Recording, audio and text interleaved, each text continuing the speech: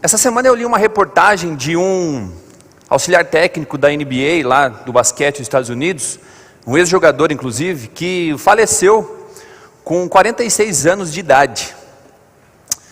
E isso me fez lembrar de algumas pessoas que nos deixaram, né?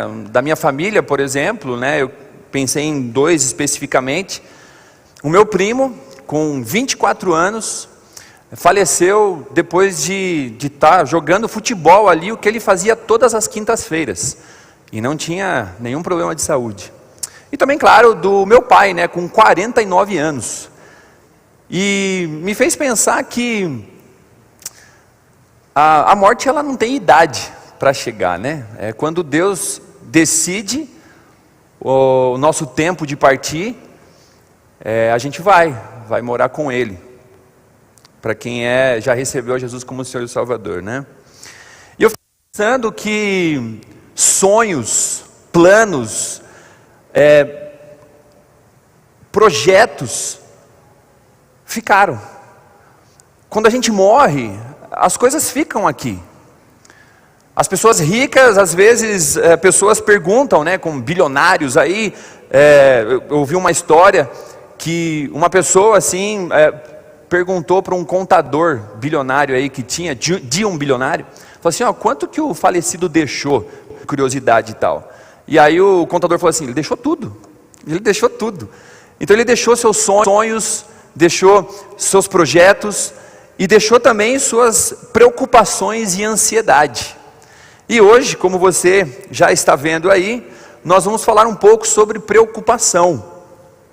Eu não sei como você chegou aqui hoje, ou como você está aí ouvindo no YouTube, mas é certo que um problema grande no mundo hoje é a preocupação, é a ansiedade.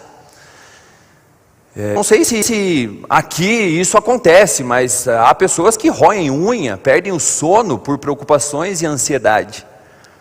E o que a Bíblia tem nos dizer a respeito disso?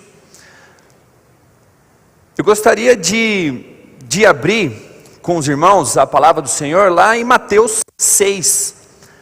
Lá em Mateus 6, a partir do versículo 19, para a gente entender um pouco do contexto e o texto que a gente vai realmente estudar a partir do 25. Então abra Mateus 6, 19, para a gente ler e estudar junto o que Deus tem a falar sobre as preocupações, principalmente sobre coisas materiais. Então Mateus 6, 19 diz assim, não acumulem para vocês tesouro na terra, onde a traça e a ferrugem destroem, e onde os ladrões arrombam e furtam. Mas acumulem para vocês tesouros nos céus, onde a traça e a ferrugem não destroem, e onde os ladrões não arrombam nem furtam. Pois onde estiver o seu tesouro, aí também está o seu coração. Os olhos são a candeia do corpo. Se os seus olhos forem bons, todo o seu corpo será cheio de luz. Mas se os seus olhos forem maus, todo o seu corpo está cheio de trevas. Portanto, se a luz que está dentro de você são trevas, que tremendas trevas são. Ninguém pode servir a dois senhores, pois odiará um e amará o outro, ou se dedicará a um e desprezará o outro. Você não pode servir a Deus e ao dinheiro. Continuando no versículo 25. Portanto, eu lhes digo, não se preocupem com a sua própria vida, quanto ao que comer ou beber, nem com o seu próprio corpo, quanto ao que vestir. Não é a vida mais importante que a comida e o corpo mais importante do que a roupa? Observe as aves do céu, não semeiam, não colhem, nem armazenam em celeiros. Contudo, o Pai Celestial as alimenta. Não tem vocês muito mais valor do que elas? Quem de vocês, por mais que se preocupe, pode acrescentar uma hora que seja a sua vida? Por que vocês se preocupam com as roupas? Vejam como crescem os lírios do campo. Eles não trabalham, nem tecem. Contudo, eu lhes digo que nem Salomão, em todo o seu esplendor, vestiu-se como um deles. Se Deus veste assim a erva do campo, que hoje existe e amanhã é lançada ao fogo, não vestirá muito mais a vocês, homens de pequena fé? Portanto, não se preocupem dizendo o que vamos comer, o que vamos beber ou o que vamos vestir, pois os pagãos é que correm atrás dessas coisas. Mas o Pai Celestial sabe que vocês precisam delas. Busquem, pois, em primeiro lugar o reino de Deus e a sua justiça, e todas essas coisas lhes serão acrescentadas. Portanto, não se preocupem com o amanhã, pois o amanhã trará suas próprias preocupações. Basta cada dia o seu próprio mal. Eu gostaria de orar com os irmãos. Senhor, obrigado, Deus, por essa palavra. Obrigado, Deus, porque o Senhor trata de todos os assuntos na Bíblia, que é a sua palavra. Eu peço, Deus, que o Senhor continue falando comigo, como já falou há muito tempo, vem falando comigo. E que o Senhor também fale com a igreja, aquilo que o Senhor quer falar, Pai. Independente daquilo que aconteceu comigo, mas que o Senhor fale, Deus. Então abra nossos ouvidos, nossa mente, nossos olhos, para ouvir, ver, sentir o que o Senhor tem a falar para nós sobre esse assunto. Pai, em nome de Jesus que eu oro. Amém. Bom, o capítulo 6 de Mateus, ele fica no meio assim de um sermão, que é um dos sermões mais famosos da Bíblia. Eu vou dizer talvez o mais famoso, que é o Sermão do Monte. Então Jesus, ele subiu no monte ali, na região que ele estava, e foi dar um sermão para os seus discípulos, foi ensinar. E o que ele ensinava ali nesse sermão, né? Ele ensinava as práticas da vida cristã, as práticas do reino, o que uma pessoa que segue a Jesus, ou que a segue, deveria se preocupar. Então, Mateus 6 está nesse contexto. O Sermão do Monte ele começa no capítulo 5 e vai até o capítulo 7 de Mateus. Entre o capítulo 19 até entre o versículo 19 e o versículo 24 do capítulo 6 de Mateus, Jesus aqui está falando sobre a relação aqui com o dinheiro. E aí ele faz ali os tesouros da terra, né, os tesouros do céu. E a partir do 25 até o final, no 34, ele fala um pouco sobre ansiedade e preocupação, que é o nosso texto que a gente vai falar. Preocupação e ansiedade, quando eu falar durante aqui o nosso estudo, ele vem da mesma palavra, ok? Então, quando eu falar ansiedade, vocês lembrem de preocupação. Quando eu falar preocupação, vocês lembrem de ansiedade, que é a mesma coisa, ok? Mas é interessante que Jesus ele dá ênfase aqui na questão material, porque as coisas materiais, geralmente, são as coisas que mais desviam a nossa lealdade para com Deus. E desviar o nosso coração por coisas aqui da terra material, Jesus diz que não vale a pena, que a gente precisa pensar nas coisas do céu, nas coisas do reino, como a gente já leu. 19 a 24, se vocês acompanharem comigo ali, ele fala no início, não acumulem. Não quer dizer que você não pode ganhar dinheiro, não pode ganhar tesouros, não pode ser rico, não. Ele falou para não acumular numa questão de ambição. Então, nós não devemos ser ambiciosos. O pastor Bruno, inclusive, mencionou isso na mensagem hoje de manhã. Inclusive, ele orou para que o Senhor nos proteja da ambição. E no versículo 19, ele fala sobre os tesouros na terra, os tesouros no céu, que a gente deve se preocupar com os tesouros do céu. No versículo 21, ele fala uma coisa importantíssima, que onde está o seu tesouro, também está o seu coração. Eu queria que os irmãos pensassem, aonde está o seu tesouro, onde está o seu coração, onde está o seu pensamento diário. Nós precisamos cuidar com os olhos. No versículo 22, os olhos, a cobiça, a gente olha o que o irmão tem, a gente olha o que o vizinho tem e a gente quer. A gente se preocupa com isso, então a gente precisa cuidar. Jesus falando aqui. E no versículo 24, ele personifica ali a riqueza. Ele coloca a riqueza como um senhor, como um Deus. Ele diz que a gente não pode servir a Deus e servir a Mamon, a servir o Deus da riqueza. Vocês não podem servir a Deus e ao dinheiro. E quem fez o curso Crown aí vai entender muito bem isso, porque a gente vê a questão de ser mordomo daquilo que a gente tem. Que na verdade aquilo que a gente tem, Deus nos deu para usufruirmos aqui na terra. E como a gente conversou no início, depois que a gente morrer, acabou, já era. Então, vamos ter em mente como a gente está lidando com as nossas riquezas. ou talvez a falta de. Sentar e planejar o mês, se preocupar, entre aspas, como a gente vai pagar as contas ali, né? Não é o pecado. Isso não é problema. O problema é como a gente está lidando com isso. Então, tendo esse plano de fundo, vamos estudar então 4 pontos aqui, entre os versículos 25 e 34. E a gente vai falar sobre a preocupação. E a primeira coisa que eu estudando, eu conversando com algumas pessoas, eu percebi nesse texto, é que a preocupação é pecado. Mateus 6,25, logo no início, diz assim: não se preocupem, na NVI, ou não ande ansioso, na RA. Até para a gente perceber que é a mesma palavra. Então não se preocupem, não ande ansioso pela vossa vida, quanto ao que haveis de comer ou beber, nem pelo vosso corpo, quanto ao que você vai vestir. Não se preocupe, não ande ansioso. Aqui Deus, Jesus, nesse sermão do monte, está usando um imperativo. O imperativo ali é forte, é uma ordem. E eu lembro que algumas semanas a Laurinha começou a andar de bicicleta sem rodinha. E ela é aventureira, ela já começou a andar em umas rampas aqui no Parque das Bicicletas. Eu ficava meio com o coração assim na boca às vezes. E na criação de filhos a gente usa imperativos muitas vezes, né? Alguns mais e outros um pouco menos, mas a gente usa. E eu vou dar um exemplo, não que eu estou dando bronca na Laurinha, como disciplinando ela, né, educando ela, mas a gente está cuidando dela enquanto ela andava de bicicleta. E aí às vezes ela vai passando por alguns caminhos e eu chego e falo: Laurinha, mais carinhoso, cuidado, você está andando por aqui, você está andando por ali, cuidado que você pode cair aqui, hein? Presta atenção e tal, beleza, tranquilo. Aí eu vejo que ela está indo um pouco mais rápido, ela passa ali por uma rampa, eu falo: Laura, eu já mudei, não falei Laurinha, eu falo: ó, Laura, ó, presta atenção aí, você vai cair, cuidado. Já aumentei a voz, e Jesus provavelmente estava falando um pouquinho mais incisivo no imperativo aqui.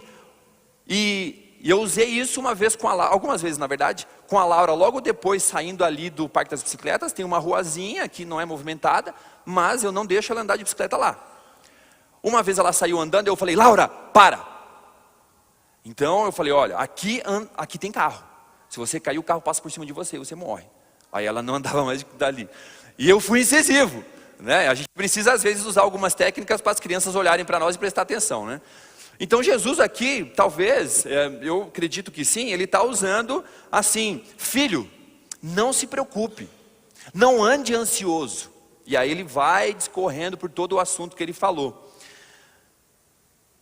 A preocupação, ela é pecado, porque a gente se preocupa. Jesus aqui falou: não se preocupem, não ande ansioso. É uma ordem, é um ensinamento ali, é um incisivo, imperativo. Se você se preocupa ou se você anda ansioso, você está desobedecendo o que Jesus falou. E você está errando o alvo. E errar o alvo é pecado. Mas no mesmo versículo, em Mateus 6,25, a gente vê um outro ensinamento, que a preocupação revela conflito de prioridade. Vamos ler lá na segunda parte do versículo 25. Não é a vida mais importante do que o alimento, e o corpo mais do que as vestes?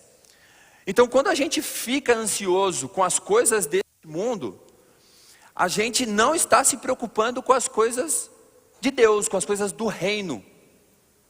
Então a gente está colocando as prioridades diferentes em nossa vida.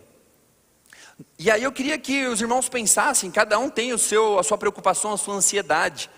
A minha mamãe está aqui hoje, e ela tem se preocupado com uma reforma de casa lá em Curitiba, e reforma dá problema, né, gente? Quanta preocupação e ansiedade reforma dá, e provavelmente você já passou por isso. E assim, pós-Natal e Ano Novo, né, a gente se preocupa com algumas coisas, porque o cartão de crédito está chegando, a gente comprou bastante presente, né, pós-festas, e aí você tem IPTU, IPVA, você tem rematrícula das crianças, material escolar, está tudo muito caro, inflação alta, aquela coisa toda, né? E talvez você que está trabalhando e a empresa que você trabalha está cortando gastos, ou segundo é o que eles dizem, né? Estão cortando os colaboradores. E aí você fica pensando: será que eu sou o próximo? Ou talvez você que já foi um deles, e já está talvez um tempo sem trabalho, você fica às vezes perguntando, até quando, Senhor? E fica ansioso, preocupado com isso. A vida é mais importante do que isso. Você talvez que não chegou nessa fase ainda, você está se preocupando com alguma coisa. Vestibular está chegando, esse ano é ano de vestibular, terceiro ano, Enem, como é que vai ser? Tem provas, logo está começando as aulas aí, né? Eu falei para os adolescentes ontem, eu falei assim, gente, puxa vida, em semana que vem já começa as aulas. Aí eles, não, é só a última semana de janeiro. Eu falei, é semana que vem. Já no dia 26, já na sexta-feira começa as aulas. Tem alguns que falam, não, mas sexta-feira eu não vou, então eu vou na outra. Então já está chegando, já chegou o fim do mês de janeiro. A vida é mais importante do que o trabalho. A vida é mais importante do que uma prova. A vida é mais importante que uma entrevista de emprego ou qualquer outra preocupação que você tenha. Jesus está afirmando isso aqui. E ele usou aqui um estilo rabínico, né, de falar na questão do maior para o menor. Ou seja, Deus ele criou você. Ele fez algo grande. Criar você é algo grande. Se ele criou você, ele vai suprir as necessidades para te manter vivo, se isso for da sua vontade. Porque se for da vontade de Deus, de você não estar mais vivo, aí você morre, né? Então, essa questão da gente se preocupar, às vezes, ou muitas vezes, nos tira o foco de Deus, das prioridades que a gente deve ter em mente. E isso não quer dizer, gente, e vocês sabem disso, né? Mas só para constar, que está sendo gravado, né? Não quer dizer que a gente precisa parar de estudar, parar de trabalhar, que a gente vai sentar e vai esperar cair do céu as coisas. Não vai cair do céu as coisas, não. Então, a gente precisa colocar em ordem em nossa vida essa preocupação que revela esse conflito de prioridade, se a gente está se preocupando com as coisas do reino ou as coisas terrenas. Além disso, a preocupação demonstra nossa falta de fé. Nós fomos criados à imagem e semelhança de Deus. Nós valemos mais do que as plantas, do que os animais. E isso está lá no versículo 26 e no versículo 30. Se Deus provê para essas criaturas que a gente leu, observai as aves do céu, eles não semeiam, não colhem, não ajuntam em celeiros, mas eles voam para pegar as coisas para comer, então eles estão trabalhando. Ele sustenta. Versículo 30, se Deus veste assim a erva do campo, tão bonita, que hoje existe e amanhã lançada ao fogo, quanto mais vós, homens de pequena fé. Jesus está dando um exemplo simples aqui, que ele supre as necessidades da sua criação. Deus ele criou os animais, Deus ele criou todas as coisas, as árvores, as flores, e ele supre as necessidades. Ainda mais você, que é a imagem e semelhança de Deus. Se a gente se preocupa muito, se a gente fica ansioso, a gente esquece dessas coisas básicas, às vezes de olhar para a natureza e imaginar, ou lembrar, nossa, como Deus tem suprido as necessidades do mundo. E aí, a gente lembra de algumas necessidades que a gente tem. E eu vou descer aqui para demonstrar para os irmãos, eu testei, vamos ver se vai dar certo. Eu trabalhava numa empresa que eu andava de ônibus, contratado pela empresa, para ir para o trabalho. E aí eu sentava e dormia, bem gostoso, nesse ônibus enquanto eu ia para o trabalho. E nesse dia, eu não tinha dinheiro para voltar de casa para a faculdade, voltar para casa. E aí eu fiquei orando, pensando, Deus, como é que eu vou voltar para casa? A empresa pagava o ônibus, né, ônibus fretado, até a empresa e depois voltava até a faculdade. Da faculdade para casa eu não tinha dinheiro. Na verdade tinha um pouquinho, faltava R$2. E aí eu dormindo, bem tranquilo. E aí começou a chegar um negócio embaixo do meu pé assim, e aí escorregando. Eu comecei a ficar meio nervoso, não estava conseguindo dormir direito. Quando eu olho para baixo, eu decido olhar para baixo, pego no meu pé, tinha R$2. Eu achei R$2 embaixo do meu pé no ônibus fretado pela empresa. Deus proveu ali uma necessidade para mim. Em outro momento, já lá no Canadá, eu estava andando e pensando, puxa, o que eu vou comer hoje? O que eu vou fazer, né, mercado, como é que vai ser? Aí nessa época eu estava chutando a neve, porque estava frio pra caramba, estava menos 20 graus lá. E aí quando eu olhei para o chão, $20. E aí você deve pensar, nossa Márcio, mas $20 no chão da neve não estava derretendo? Não, lá o dólar é plástico. Então Deus proveu ali a necessidade que eu tinha para comer nessa semana, $20. E aí um outro dia eu estava tirando cópia de alguns documentos, e aí eu pensei, eu nem orei na verdade, eu pensei, eu falei, Senhor, puxa vida, seria legal eu ter alguns clipes aqui para segurar esses documentos, né? Porque senão eu vou perder essas coisas aqui. Aí eu olho para o chão, pois é, tinham clipes no chão. Então o que eu queria dizer é que Deus, Ele provê para coisas pequenas e coisas grandes. Deus proveu para mim ali um clips para eu segurar os documentos. Isso aí não depende da minha sobrevivência. Com clips ou sem clips, com documento ou sem documento, eu estou vivendo. Mas Jesus aqui está falando que Ele vai prover coisas grandes e coisas pequenas.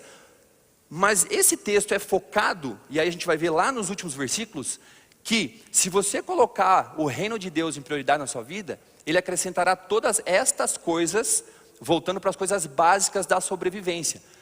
Então eu não sei como você está aqui, não sei se você está se preocupando com alguma coisa na sua vida, talvez com a sobrevivência mesmo. Deus, Ele vai suprir. Se for da sua vontade, Ele vai suprir. Talvez Ele não vai suprir um clips para você, você vai acabar perdendo um documento. Mas talvez sim. Talvez Ele não vai suprir ali, você olha um carro bonito que você quer.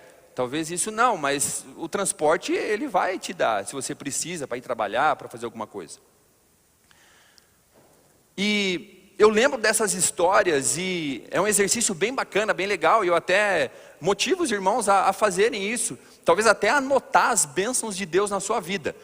Mas hoje eu não queria assim pensar numa coisa assim, por exemplo, nossa, obrigado pelo ar que eu respiro. É importante agradecer por isso. Você precisa agradecer pela comida, é importante. Mas eu queria que você fosse um pouco mais específico. Então, por exemplo, Senhor, naquele dia eu estava precisando de um clips. E o Senhor proveu um clips na minha vida, que legal. E aí você escreve, dia tal, Deus proveu para mim. Ah, num dia eu estava lá andando e eu achei um dinheiro. Outro dia eu estava lá e sei lá qual é a sua necessidade que Deus já supriu.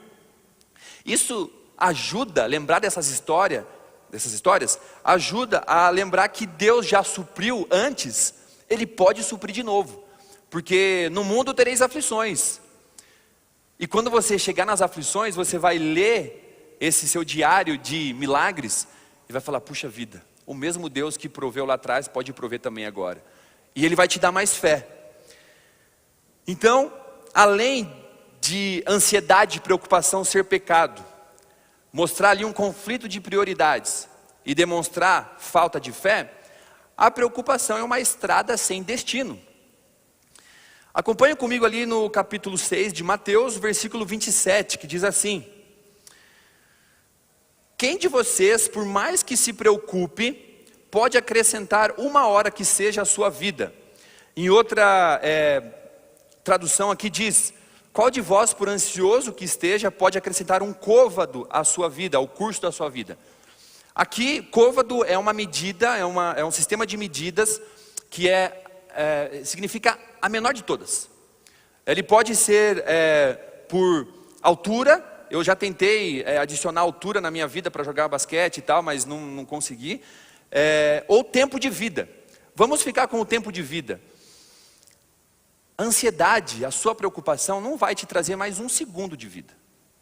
A não ser que Deus queira. A preocupação, a ansiedade não vai trazer comida para sua casa. Não vai pagar os seus boletos. A preocupação e a ansiedade por si só não vai. A preocupação e a ansiedade não vai te trazer saúde ou mais vida, mais tempo de vida, como eu falei, mas ela atrapalha, na verdade. Se você tem muita ansiedade, muita preocupação, ela te traz problemas de saúde. Falando em saúde, a gente precisa fazer o nosso check-up anual, né? É importante, você sempre está ali vendo o que você precisa fazer. Tomar menos coca, comer mais legumes, né? Eu olhei para o pastor Bruno ali, para o Juan ali, o pessoal já entende mais ou menos o que eu estou falando. Então é importante a gente comer direitinho. fazer atividade física, né? Então, se você não participa do MEB, você pode vir aí segunda, terça, quarta, quinta, sexta, sempre tem esporte aqui. Se não gosta de esporte, de praticar, mas vem ajudar então, você vai gastar bastante energia ajudando as crianças. Pensando sobre essa questão de médico, né? Então, o médico ele estuda muito, e temos médicos aqui, eu já vi uns 3 aqui só de relance assim. E eles estudam muito, e tem uns que são específicos em algumas partes da sua saúde, mas eles não podem acrescentar 1 segundo na sua vida. Eles podem sim escolher ali o tratamento correto, medicação e tudo mais, tudo debaixo da orientação, da graça de Deus. Então, Deus ele usa os médicos e os medicamentos, creio nisso. Mas a Aline, a minha esposa, ela é hematologista, ela trata doenças do sangue. Eu vou ver se eu vou falar certo aqui, depois ela me corrige, tá, amor? Ela trata leucemia, essas coisas assim, sabe? Transplante de medula óssea, esses negócios. Então, às vezes ela chega me contando de pacientes assim que são graves e outros não são graves, mas eu não entendo. Eu falo assim, nossa, mas leucemia para mim tudo é grave, mas tudo bem. Aí ela fala assim, amor, eu estou usando esses tipos de tratamento para esse paciente, e a mesma coisa para esse paciente. Esse eu achei que ia morrer, ele sobreviveu, aquele outro morreu. Eu fiz a mesma coisa, um estava melhor que o outro, morreu. Isso demonstra, claro, que a gente não tem controle sobre o tempo da nossa vida, mas também eu fico pensando que, mesmo ela ou outros médicos conhecendo tanto e se preocupando tanto em curar a doença, ela não pode prolongar a sua vida. Então a gente gasta energia à toa se a gente se preocupar com isso.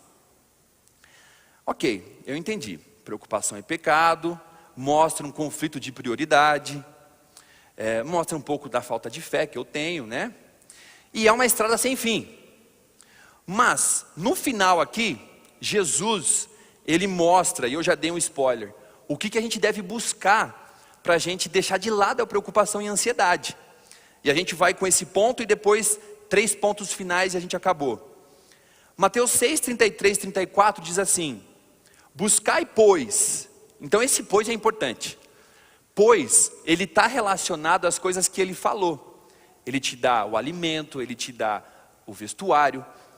Buscai, pois, em primeiro lugar, o seu reino e a sua justiça, e todas estas coisas que eu mencionei, vos serão acrescentadas. Portanto, não vos inquieteis com o dia de amanhã. Parênteses, o dia de amanhã talvez não chegue.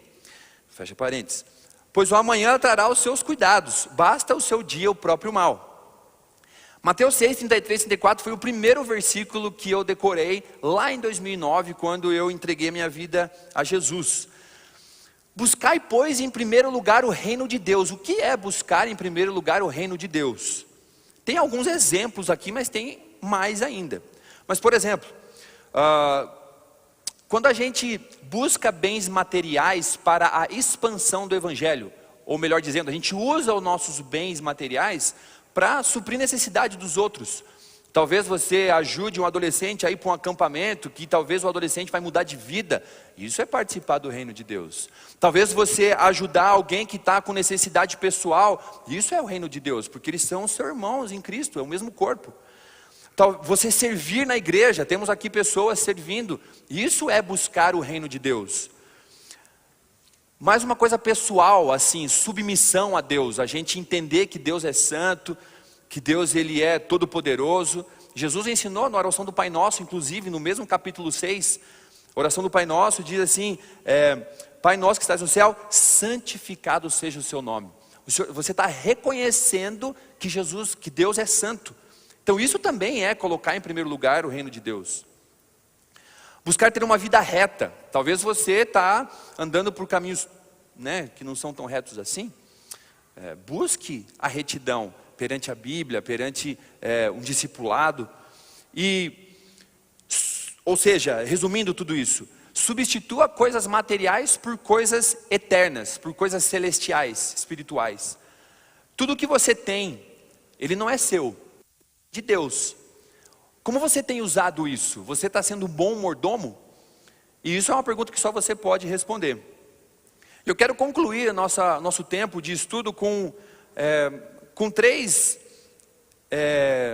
textos bíblicos que me ajudou muito a entender essa questão de ansiedade e preocupação e o que essa fase da nossa vida nos motiva, ou deveria nos motivar, na verdade.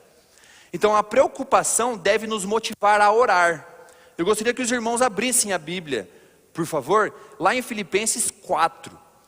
Filipenses 4:6, está aparecendo no telão aí o texto, o endereço. Então a preocupação deve nos motivar a orar. Sempre que você estiver preocupado, ansioso, ou você está começando a ficar preocupado, ansioso, lembre-se desse texto. Não andeis ansiosos. Inclusive essa palavra ansiosos aqui é a mesma palavra lá de Mateus 6. No grego é a mesma palavra, ansiosos e preocupados. Então não andeis ansiosos por coisa alguma.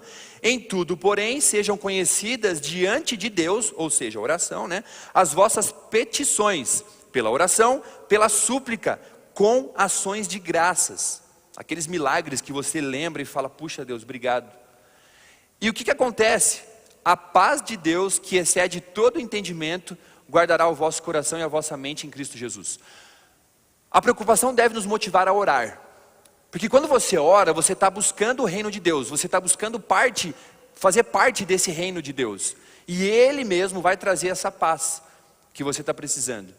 Porque quando a gente está se preocupando muito, está muito ansioso, a gente acaba tomando decisões até motivadas pela nossa emoção. Quando a gente senta, planeja, vê como que estão as coisas, como vai ficar, a gente não está lidando com emoção. A gente está pensando, raciocinando o que Deus quer que a gente faça. E o segundo texto, ele fala um pouco sobre isso. A preocupação deve nos motivar a nos planejar. Então não é para a gente só ficar parado, esperando o que vai acontecer amanhã. Mas lá em Lucas 14:28, eu gostaria que os irmãos acompanhassem também, é importante. Eu sou visual, então eu gosto de ver. Talvez o irmão é assim também, gosta de ler na Bíblia, para ver se também se o pastor está falando a verdade. Lucas 14:28 diz assim: pois qual de vós, pretendendo construir uma torre, não se assenta primeiro para calcular, ali com uma calculadora científica, eletrônica, financeira, a despesa e verificar se tem os meios para construir ou para concluir essa torre? Quem de nós, quando precisa construir alguma coisa, e eu vou além, assim, dando um exemplo, isso é Márcio falando, né, a Bíblia fala sobre uma torre aqui, né, mas em outros exemplos também tem, de quando você está construindo um sonho, você tem um sonho, você está construindo a realização desse sonho, ou talvez você tenha um relacionamento, seja ele relacionamento conjugal, relacionamento com seu pai, com sua mãe, com seu filho, talvez você quer construir um relacionamento, você deve planejar, você deve sentar e ver, por exemplo, eu quero construir um bom relacionamento com a Aline, eu devo sentar e pensar o que a Aline gosta de comer, o que ela não gosta. Se eu fizer isso, ela não vai curtir muito, então é melhor não fazer. Se eu fizer isso, poxa, ela vai se sentir amada, e aí eu vou fazer. Eu já ouvi, já conheço pessoas que, uma pessoa vem à mente, não vou falar o nome, mas não é daqui, que começou a construir uma casa, não sentou para fazer os cálculos para ver quanto ia gastar. Na verdade, ela comprou os materiais de construção. Também não é a minha mãe que está fazendo reforma, tá, gente? Só para vocês não ficarem olhando para ela assim, tipo, não, também não é ela. Mas não sentou para fazer o planejamento, foi lá e comprou as coisas no material de construção. Só que comprou as coisas brutas, né? A pedra, areia, cimento, tijolo. E aí ela deixou para comprar o telhado depois, mas comprou ali as coisas bonitas para o banheiro, onde você coloca a toalha, o papel higiênico. Falei, nossa, coisa bonita. Só que aí quando chegou no fim da obra, ela não teve dinheiro para terminar a obra e não cobriu. Aí teve que sair pedindo dinheiro emprestado, mas estava ali as coisas bonitas do banheiro ali, mas não tinha o teto. Então, qual de vós que não quer construir alguma casa, alguma coisa, não senta primeiro e não planeja? E por último, a preocupação deve nos motivar a trabalhar. Provérbios 6, muitos de vocês conhecem esse texto, queria que os irmãos abrissem também, por favor. Provérbios 6, 6-8 diz assim: vai ter com a formiga, ó preguiçoso, considera os teus caminhos e ser sábio, não tendo ela chefe, nem oficial, nem comandante, no estio, prepara o seu pão na cega, ajunta o seu mantimento. Eu gostei bastante da NVI aqui, e eu vou ler a NVI também. Observe a formiga, preguiçoso, reflita nos caminhos dela e seja sábio. Ela não tem nem chefe, nem supervisor, nem governante. E assim armazena as suas provisões no verão e na época da colheita ajunta o seu alimento. Por quê? Eu estive conversando com um irmão da igreja e sobre o futuro, planejando coisas aí, né, o que a gente pode fazer com relação às nossas finanças, com relação a seguros, ou o que a gente deve fazer para se preparar para o futuro. Porque hoje talvez você está bem empregado, hoje talvez você está trabalhando, hoje talvez você não sinta necessidade de nada. Só que Deus, através da formiga, da sua criação, que Deus próprio a alimenta, Ele nos ensina que a formiga, ela se prepara para o dia de escassez. José foi um grande exemplo disso. Lá no Egito, quando estava nas vacas gordas, ele foi lá e guardou tudo. E depois, quando veio o tempo de escassez, ele, inclusive, ainda pôde ajudar a sua família. A preocupação deve nos motivar a trabalhar e a guardar dinheiro, sim. A previdência, você guardar dinheiro, Deus aqui não está falando, no capítulo 6 de Mateus, para a gente não ser previdente, né? Para você não usar dessa previdência. Mas ele fala lá no capítulo 6, versículo 19, não acumulem tesouros aqui na terra. Não quer dizer não ganhem, não trabalhem para vocês, né? Então é importante pensar no futuro, sim. Deus, Ele cuida de você. Deus, Ele te ama e Ele quer que você tenha uma vida abundante. Ele cuida de você como filho. E você como filho é a pessoa que entendeu. Os 4 símbolos que a gente tem no folheto, inclusive lá na frente, se você quiser ver. É um folheto azul, tem ali na saída, se não tiver, tem ali, pede para alguém. Os 4 símbolos que você deve conhecer. Deus, Ele ama você. Ele quer que você se torne filho dele. Lá em João 1,12, diz que a gente, quando recebe a Cristo como Senhor e Salvador, a gente não é mais chamado de criatura de Deus, a gente é chamado de filho. Então o coraçãozinho aqui, das pulseiras até também, quer dizer que Deus te ama.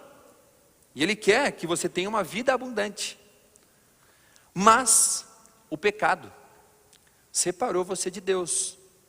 Isaías 59:2 diz que os pecados separam a gente de Deus. Romanos 3:23 diz que todos pecaram e carecem da glória de Deus. E aí a gente vem, a nossa única esperança, Jesus veio e morreu na cruz para nos salvar.